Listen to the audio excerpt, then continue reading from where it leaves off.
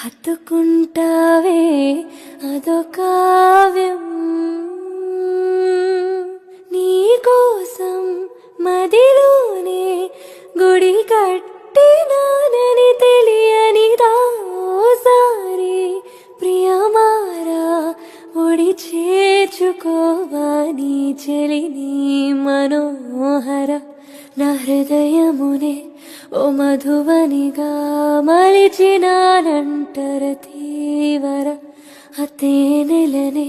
ఓ తుమ్మెదవై తాగి పొమ్మంటానా యవ్వనమే నీ పరమై పులకించే వేళ నాయదలో ఒక సుఖమే ఊగెనుగా ఉయ్యాలా